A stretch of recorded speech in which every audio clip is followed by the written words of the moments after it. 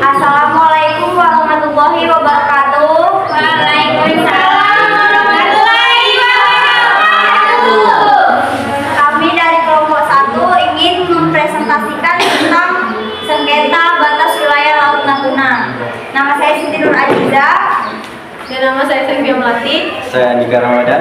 Saya Dini Masdara. Saya Mutia Bedin. Baiklah, di sini saya akan menjelaskan tentang sejarah munculnya sengketa batas wilayah Laut Natuna. Laut Natuna memiliki luas 2.700 km persegi dan merupakan bagian dari zona ekonomi eksklusif Indonesia. Sengketa batas wilayah Laut Natuna bermula dari klaim Cina yang mengatakan bahwa Laut Natuna termasuk dari 9 garis putus-putus, yaitu peta yang dikeluarkan oleh Cina pada tahun 1947 yang menunjukkan bahwa Cina memiliki hak berdaulat atas hampir seluruh Laut Cina Selatan, termasuk 2 gugusan kepulauan Paracel dan Spratly. Klaim Cina ini bertentangan dengan Konvensi Hukum Laut Internasional atau UNCLOS tahun 1982. Menurut UNCLOS, Indonesia berhak menguasai Laut Natuna sebagai bagian dari zona ekonomi eksklusifnya, karena Laut Natuna berada di dalam batas 200 mil laut dari garis pangkal Kepulauan Indonesia. Selain Cina, Vietnam juga mengklaim sebagian wilayah Laut Natuna sebagai bagian dari zona ekonomi eksklusifnya. Berdasarkan sejarah penguasaan internasional atas 2 gugusan kepulauan Paracel dan Spratly,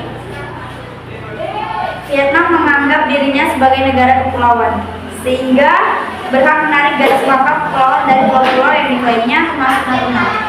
Klaim Vietnam ini juga bertentangan dengan UNCLOS, karena pulau-pulau yang diklaimnya tidak memenuhi syarat yang berhak memiliki zona ekonomi eksklusifnya, melainkan hanya batu karang yang tidak dapat dihuni secara tetap.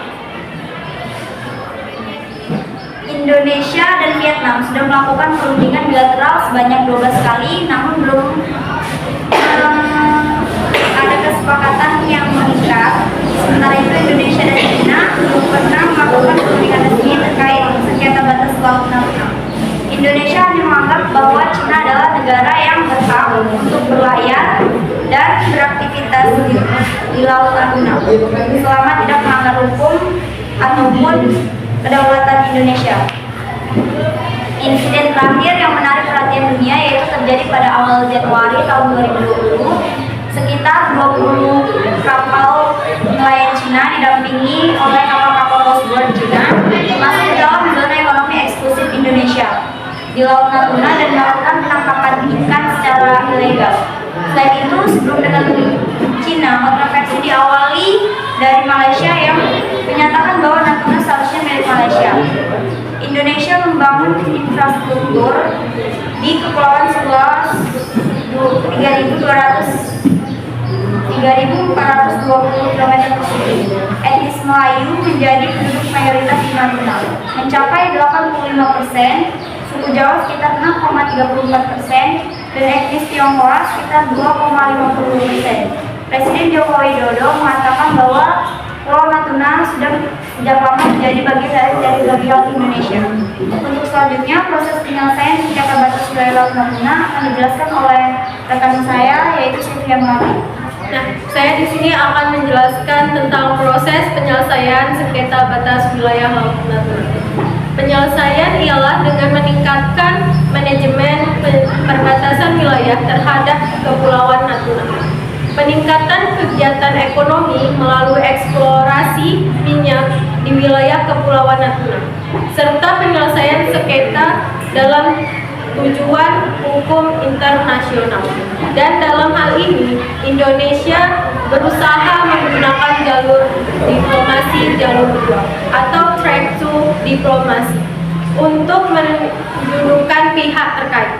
Pertemuan pertama diadakan pada tahun 1990 dengan menghadirkan semua negara pengklaim Kepulauan Spratly, termasuk Tiongkok dan Taiwan, sebagai pihak tersendiri. Salah satu hasilnya adalah tercapainya kesepakatan Declaration of the Convention of the Parties in South China Sea pada tahun 2002. Selanjutnya, tentang argumen masing-masing negara terhadap sengketa batas wilayah Laut Natuna akan dibacakan oleh rekan saya, yaitu Andika Ramadhan. Bagaimana argumen masing-masing negara terhadap sengketa batas wilayah Laut Natuna? China meminta Indonesia menghentikan penyebaran minyak dan gas alam di wilayah tersebut. Sebaliknya, Indonesia berpendapat bahwa China telah melanggar zona ekonomi eksklusif atau ZEE Indonesia. Menurut Indonesia, negara ini bukanlah negara pengeklaiman dan tidak pernah mengeklaim wilayah perairan Laut Natuna. Untuk selanjutnya, sikap Indonesia dalam menghadapi sengketa batas wilayah Laut Natuna akan dijelaskan oleh Lili Marcella. Sikap Indonesia dalam menghadapi sengketa batas Laut Natuna yaitu ada 6. Yang pertama, pemerintah Indonesia telah menjelaskan kedaulatan atas wilayah Natuna dan mengklaim hak-haknya sesuai dengan hukum internasional, termasuk hukum laut PBB atau UNCLOS yang menetapkan batas-batas wilayah laut. Yang kedua, Indonesia menolak klaim atau tindakan dari negara lain dianggap tidak sesuai UNCLOS. Yang ketiga, Indonesia menyelesaikan dengan melibatkan perundingan bilateral atau melalui forum regional dan internasional.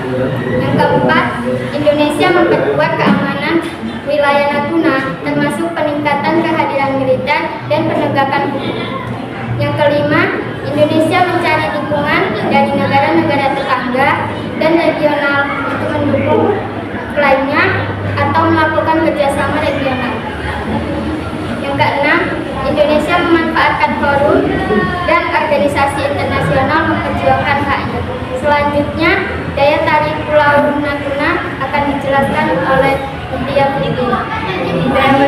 Daya tarik Laut Natuna yaitu Laut Natuna memiliki berbagai sumber daya alam yang jumlahnya berlipat seperti ikan mas ikan tuna, gas alam, dan mineral serta minyak bumi. Potensi gas dipikirkan sebesar 46 DFC atau triliun cubic feet serta dengan 8,383 meter barang minyak. Dan yang mencapai sekitar 500 juta barel sabun energi. Sekian presentasi dari kami. Jika ada yang ingin memberi tanggapan, saya persilakan. Assalamualaikum warahmatullahi wabarakatuh. Waalaikumsalam warahmatullahi wabarakatuh. Kenalkan, saya Angga Yudi dari kelompok 2. Di sini saya akan memberikan tanggapan kepada kelompok 1. Tanggapan yang saya berikan yaitu mungkin ketika membaca teksnya lebih kuat suaranya, karena kami di sini tidak jelas sebenarnya. Jadi itu saja yang saya beri tanggapan. Saya akhiri, wassalamualaikum warahmatullahi wabarakatuh. Waalaikumsalam warahmatullahi wabarakatuh. Terima kasih atas tanggapan dari kelompok 2, Angga Wahyudi. Kami terima tanggapannya. Kami akan mengoreksi kembali presentasi kami untuk kedepannya. Kami akhiri dengan wassalam.